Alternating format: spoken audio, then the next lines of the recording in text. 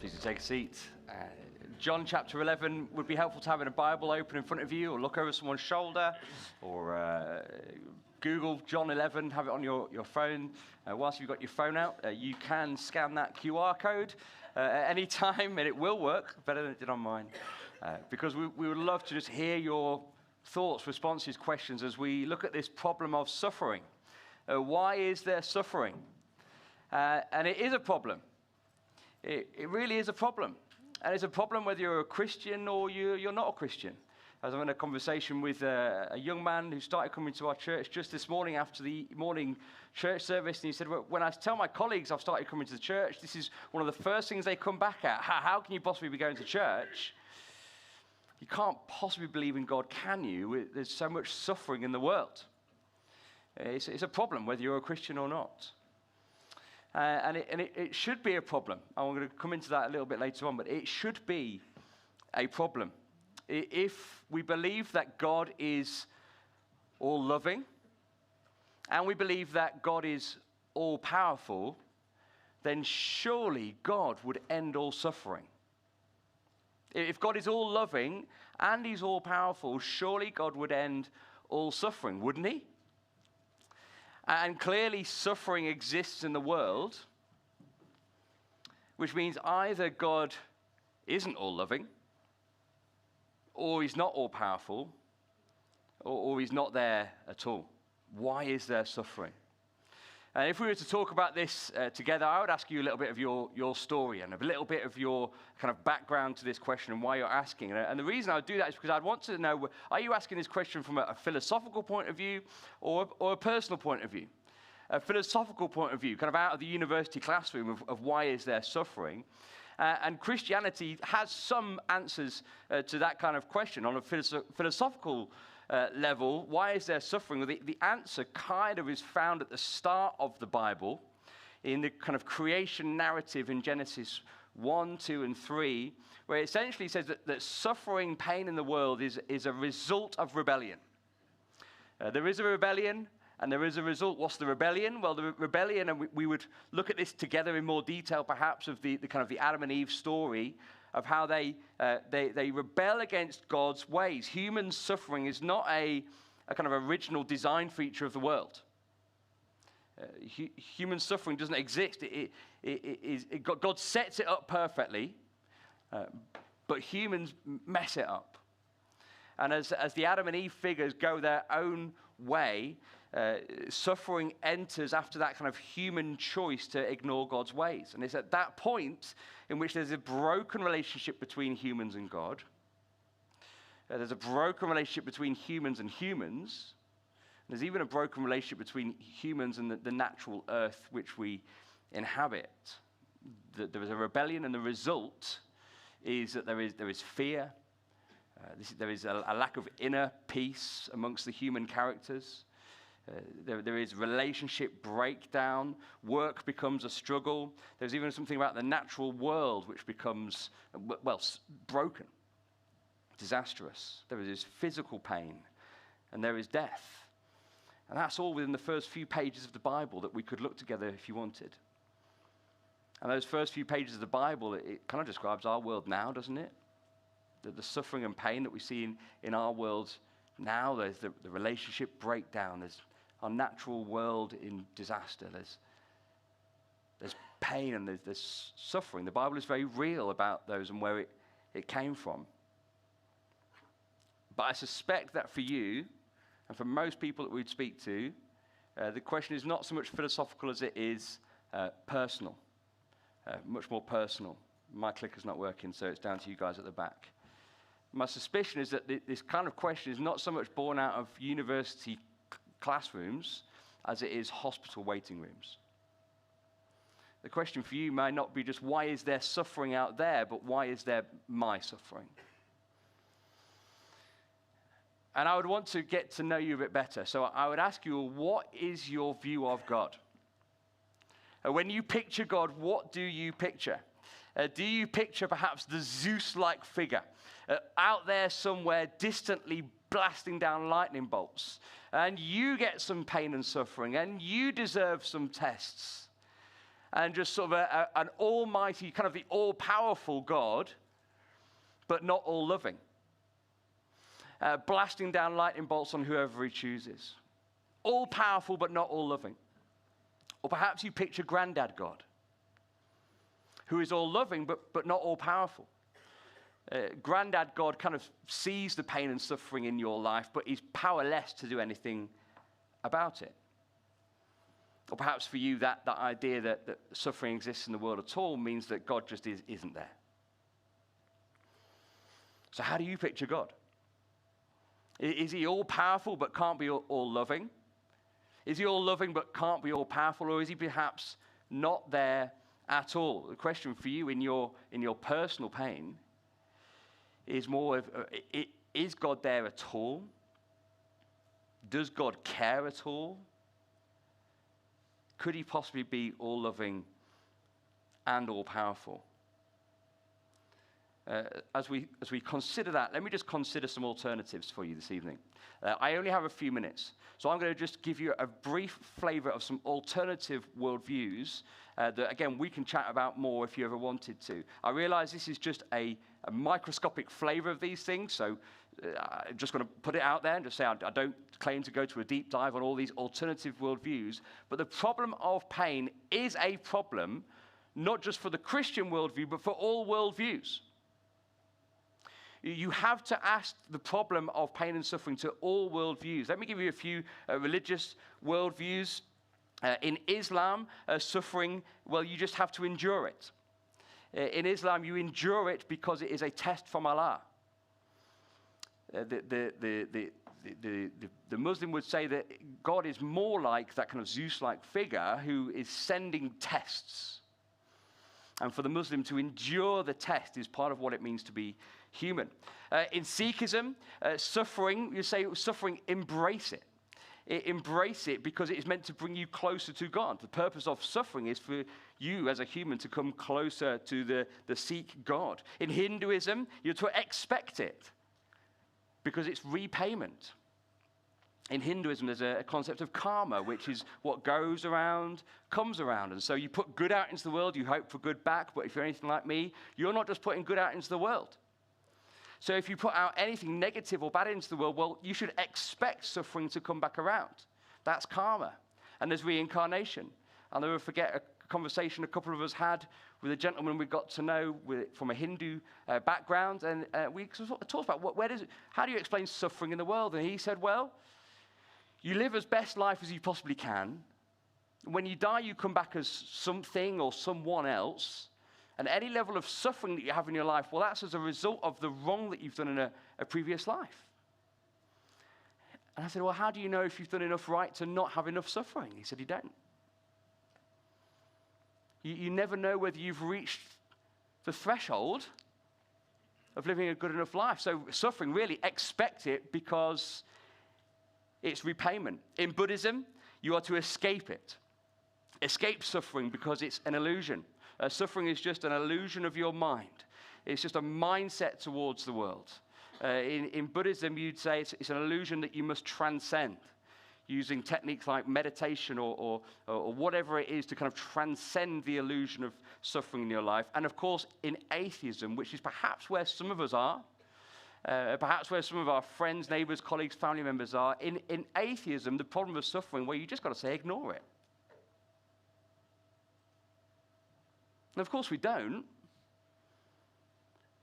But for suffering, say, if you're atheist, ignore it. It's evolution.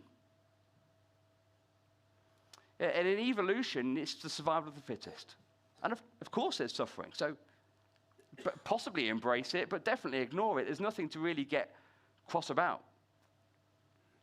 There's no problem of suffering in an atheist worldview because there's no ultimate moral right or wrong. There's only kind of my opinion and your opinion of what's right and wrong. And there's also in atheism that there's no one to get angry at or shake the fist at. The heavens are empty.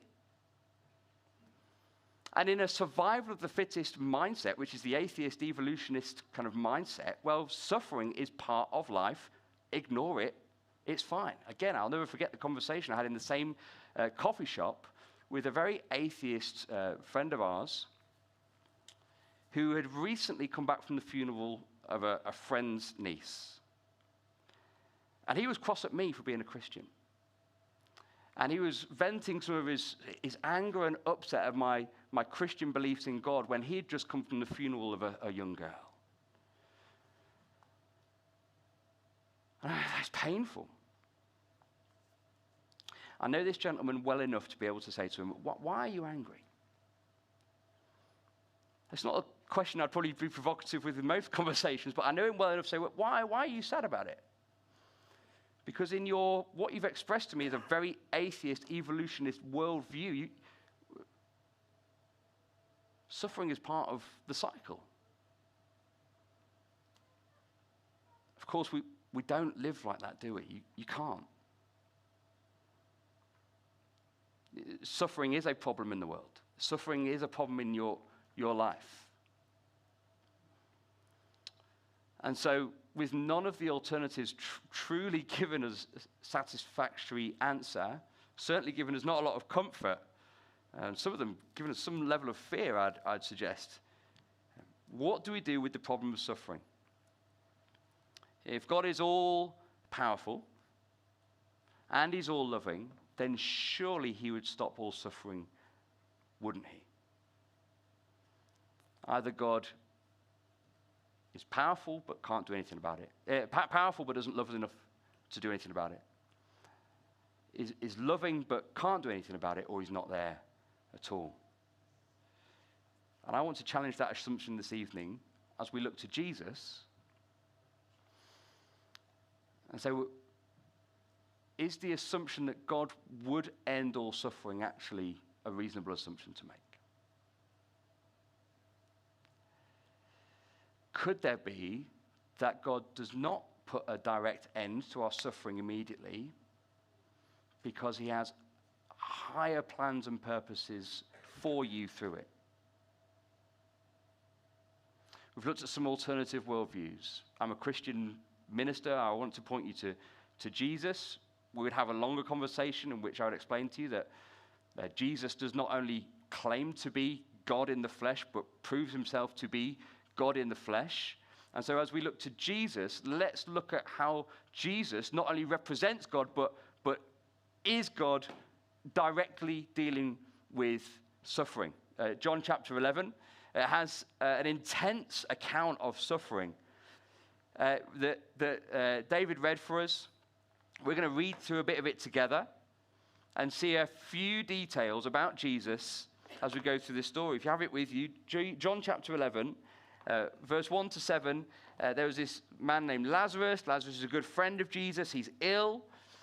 And they send word to Jesus. Verse 3, the sisters, Mary and Martha, send word to Jesus, Lord, the one you love is ill. Verse 4, when Jesus heard this, Jesus said that this illness will not end in death. Which is interesting because we know it is about to. No, it is for God's glory. So that God's Son, again a reference to Jesus himself, may be glorified through it. Now, Jesus loved Martha and her sister and Lazarus. So when he heard that Lazarus was ill, now at this point in the gospel stories, Jesus has been a great miracle man, a great healer. You'd expect Jesus to go towards it and sort out the problem instantly. Jesus has been known at this point to even heal from distance in a different town. And yet, how does he respond? When he heard that Lazarus was ill, he stayed where he was 2 more days. And then he said, let's go back. The first thing to notice is Jesus waits. Jesus waits. Interesting that he waits, and the suffering, Lazarus goes from ill to dying. And in that time that Jesus waits, it's like he allows the suffering to get worse. Now, there is a difference between causing and allowing. Jesus has not caused this suffering to happen, but he is allowing it to happen. And as he waits, he points towards a reason and a kind of a higher purpose. We said a moment ago that if God was all loving and all powerful, surely he would end all suffering, wouldn't he? But perhaps God has a higher purpose for you through it. And Jesus points towards that in verse 4. He says it is for God's glory, so that God's Son may be glorified through it. Jesus is starting to hint at the fact that this pain and suffering is in order to bring about God's glory and the glory of God's Son, Jesus. So there's something about a higher purpose going on here. Let's continue to read. Verse 17, let's pick up the story. Verse 17, he says that on his arrival, Jesus found Lazarus had already been dead in the tomb for 4 days. And now Bethany was less than 2 miles from Jerusalem, and many Jews had come to Martha and Mary to comfort them in the loss of their brother.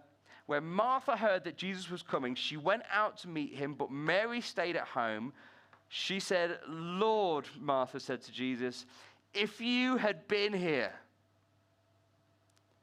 my brother would not have died. But I know that even now, God will give you whatever you ask."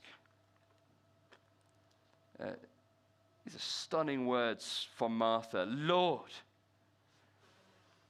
And I think we can gloss over this in very polite reading.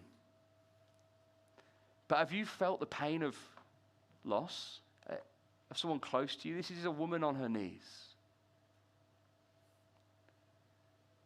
And she has the privilege of doing something we wish we could do. She gets in God's face. It says, Lord, if you had been here, my brother would not have died. If you'd shown up, where have you been in my pain and suffering? If you'd done something about it. Verse 32, after Martha's had a go at that, Mary also comes out, verse 32. Mary reached the place where Jesus was, saw him, she fell at his feet and said, "Lord, if you had been here, my brother would not have died." Second thing to notice is Jesus withstands. Jesus withstands a huge amount of anger as Mary and Martha get in his face like we wish we could and shake the fist at the face of God. Say, where have you been? Jesus withstands it. He doesn't reply with platitudes. Come on, girls, chin up. Every cloud has a silver lining. Be all right in the end. I mean, he takes their anger. If we had more time, we would read together places like Job, the book of Job in the Old Testament, and some of the Psalms, where Job expresses his anger to God. He says, "Tell me what you've got against me." Do you ever feel like this? Does it please you to oppress me while you smile at the plans of the wicked?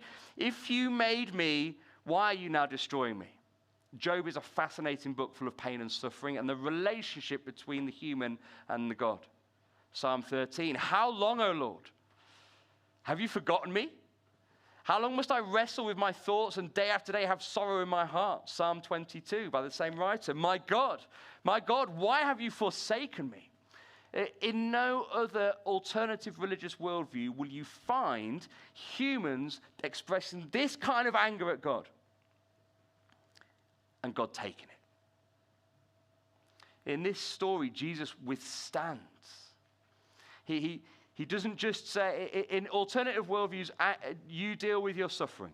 You deal with your anger elsewhere. Don't you dare even think about questioning God and where he's been. But when Jesus shows up, he says, bring your anger to me. I'll withstand it. God says, bring me your upset. God says, bring me all the emotion that you feel deeply at your pain and suffering. He doesn't try to escape it or ignore it. In fact, Jesus' tears are the right response, aren't they, to the suffering in our world. He is He's deeply moved, and that's what we need to see next as we read verse 33 to verse 35. When Jesus saw her weeping, this is Mary, and the Jews who had come along with her also weeping, he was deeply moved in spirit and troubled. Where have you laid him? He asked.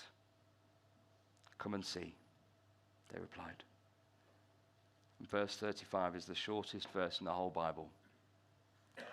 Jesus wept. Jesus wept. It's the third detail to notice of this story. Jesus weeps. Jesus, God in the flesh, is moved, troubled, and feels. Christianity gives a God that relates to our pain, that feels with us, that shares in our pain, that goes towards it. This is not a God that is distant and disinterested, but a God who is deeply moved by your distress, by a God who is deeply loving towards you to a point where he would feel your pain with you. Is God all loving? Jesus points to a God who's absolutely all loving to a point where he'd feel what you feel and would go towards it and go towards you. All loving, yes, but all powerful? Question mark. Verse 38, pick up this final bit of the story with me through to the end of this section. Jesus, once more deeply moved, came to the tomb. He said, take away the stone. Now, at this point, I think you've got to be fairly confident. The claim of, is there a God at all? Well, Jesus has made that claim. Yes, there is. Is God all loving and all powerful? Jesus is going to say, I'm going to raise this man from the dead. You have got to be confident in your claims. You've got to be confident in your claims that God exists and that he can do something about the situation. As he calls into the tomb, he says, Lazarus, come out, verse 43. The dead man came out. His hands and feet were wrapped in linen, cloth around his face. Jesus said, take off the grave clothes, let him go. Lazarus lives, and Jesus wins. The fourth thing to notice in this story, Jesus wins. Is God all loving? Yes. Is God all powerful? Also, yes. Now, I understand that the Lazarus story has its own good ending, and isn't it wonderful for Lazarus and his family? You and I don't get our fairy tale Lazarus ending. In our lives now, we don't see the grand scheme of perspective, do we? We don't all have this beautiful resurrection ending, apart from the fact that there is a promise that Jesus does deal with our pain and suffering. And not only that, but does deal with all death. The claim is that Jesus is so powerful that even death feels like a nap to him. In verse 11, he described it as having a short sleep. And the story ends in resurrection hope. It ends in God being glorified, as he said it was, and the glory of God the Son. It ends in people coming to believe that Jesus really is God in the flesh. There really was a plan and a purpose for this suffering, and it came about that God was glorified and people believed in Jesus. Now, we have a very truncated, squashed version of this story that doesn't fit neatly into the experience of our lives, does it? In 4 days' time, you won't experience this nice, happy ending to your own life story. But the promise is that even when we don't see it in our own perspective and lifetime, Jesus will one day bring about an end to all suffering and all death. At my grandma's funeral, my dad's mum, I had the privilege of reading these verses from the very end of the Bible. In Revelation chapter 1 is a future promise for those who believe and trust in Jesus. Revelation 21 says, look, God's dwelling place is now among the people, and he will dwell with them. This is the future for all Christians. This is heaven on earth. This is all things restored and made new. The future of life after death. They will be his people, and God himself will be with him and be their God. He will wipe away every tear from their eyes. There will be no more death, or mourning, or crying, or pain, for the old order of things has passed away. He who is seated on the throne said, I am making everything new. That is the promise. That an all-loving and all-powerful God will one day put a total end to suffering for those who believe and trust in Jesus. That is essential. Let me just end by reading the words of the conversation between Jesus and Martha from verse 23 of the story we've been looking at.